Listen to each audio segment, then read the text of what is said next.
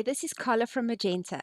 Welcome to the first video in our four-part video series on the various signing options available in Adobe Acrobat Pro. Today we'll be focusing on Adobe Fill and Sign, and we'll be discussing both the advantages and disadvantages of using this particular signing method. On launching Acrobat, what you're going to do is you're going to come across to the Tools menu. This is going to show you all the features that are available. And if you just scroll down a little bit, you will see that you will have forms and signatures. If you are using the non-subscription version of Adobe Acrobat Pro, you will not have all of these features available. Also, if you updated your Acrobat Pro since August 2022, you will see that there are a number of other features that are available, and these will be covered in other videos. You're going to see there's one here called Fill and Sign, and this is the one that we're going to be working with today.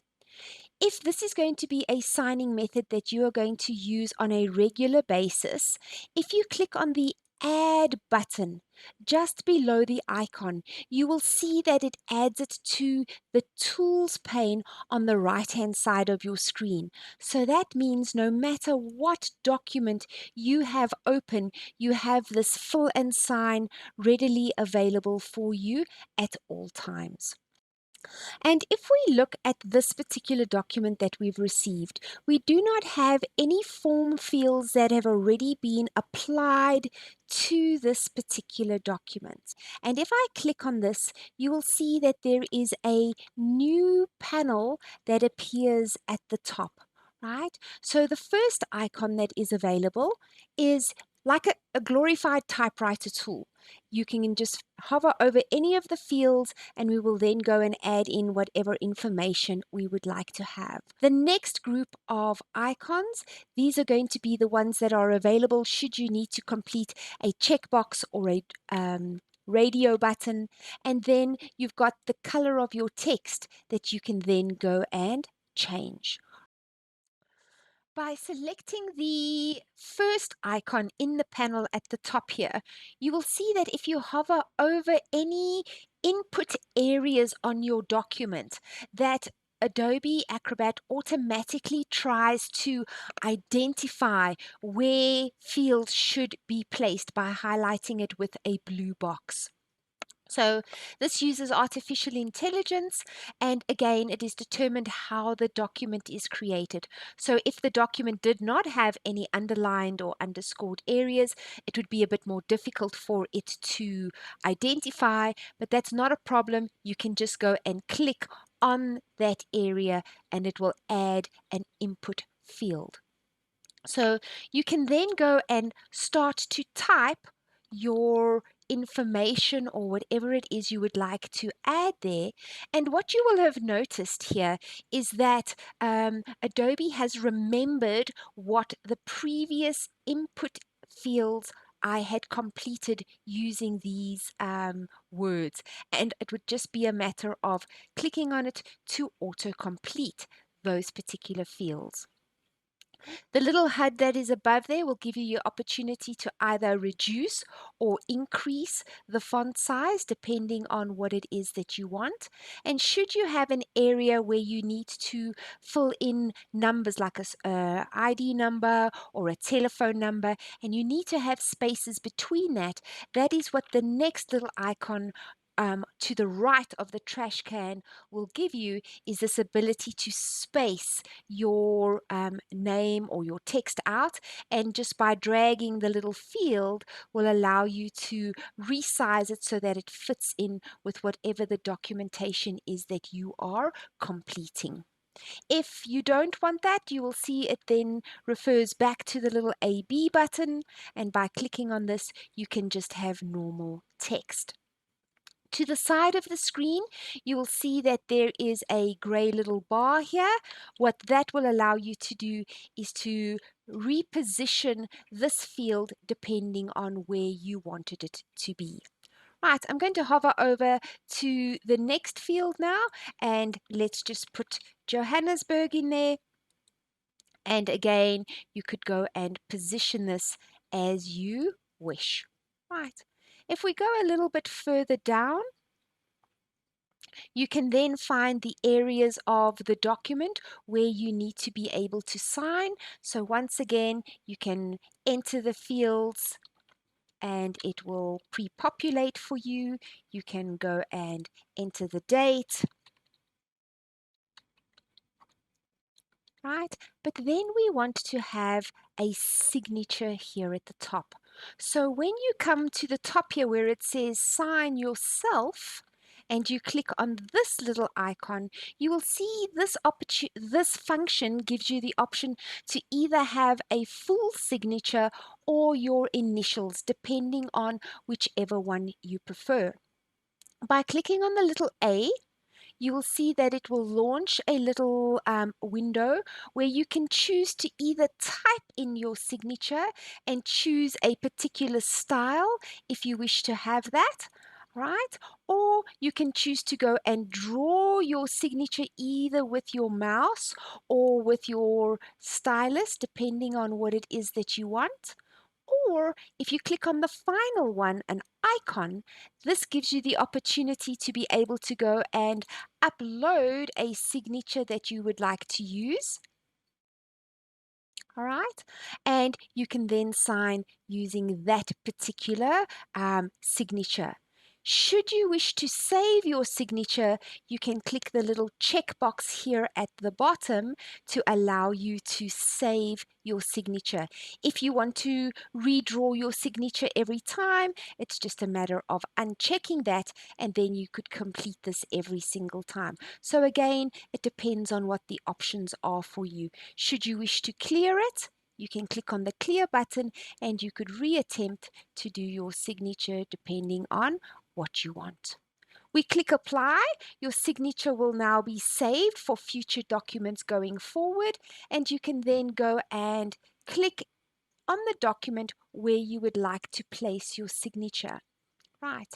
You will see that once your document is saved, your signature can then not be moved around. You can, before you save it, either increase the size and decrease the size or delete it. Right. You then have another step that you could do. So you could either choose to request other people to sign this document, and we will cover this in part 2 of this series. But for now, we're going to say next, and it gives us an option to save a read-only copy of this particular document or request e-signatures. So we are going to save a read-only copy. We're going to click on continue. It is now converting it to a read-only document. And then we're going to click the close button once it's done this. Just give it a moment. It has closed the button, and you will see here now you have this blue ribbon available to you at the top here that will allow you to see that it has been certified by Adobe Sign, right?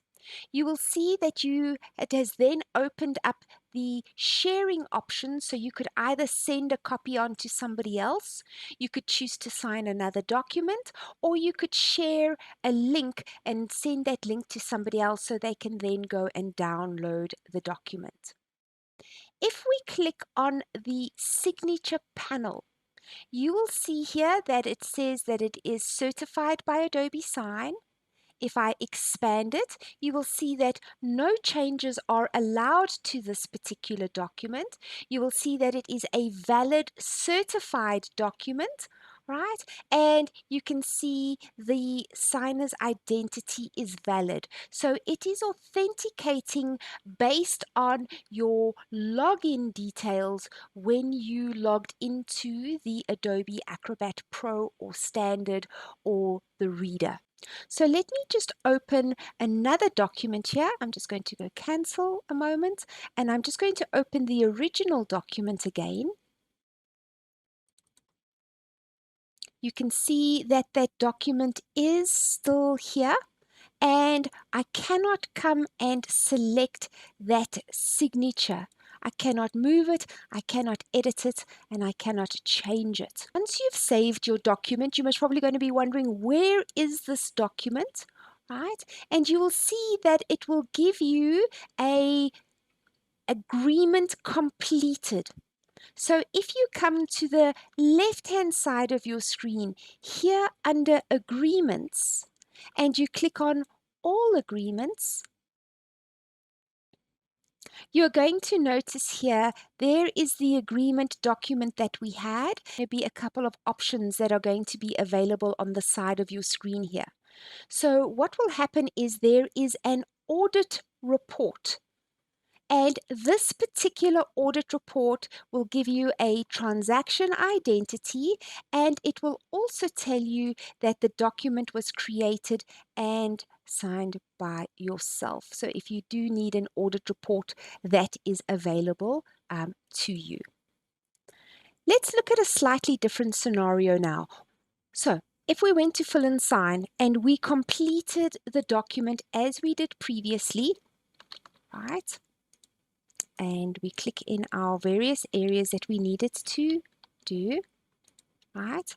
And I'm just going to come down here to the bottom, and I'm just going to do the signature again, right? This time I'm just going to type it up.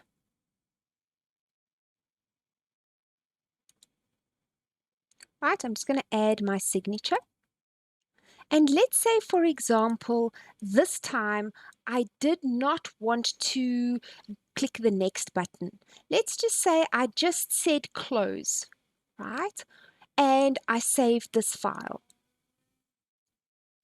The difference or the disadvantage of doing it this way, can you see this time that under the signatures section, I do not have any validation, and I do not have that little blue stripe at the top of the document showing that Adobe had authenticated it.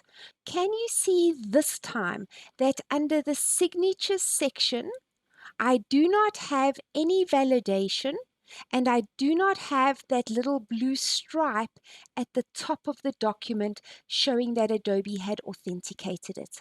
So my advice to you, that when you do sign a document and you are in the fill and sign area, click on the next and then save it as a read-only copy. This is one way to keep your signature as a valid signature within this particular document.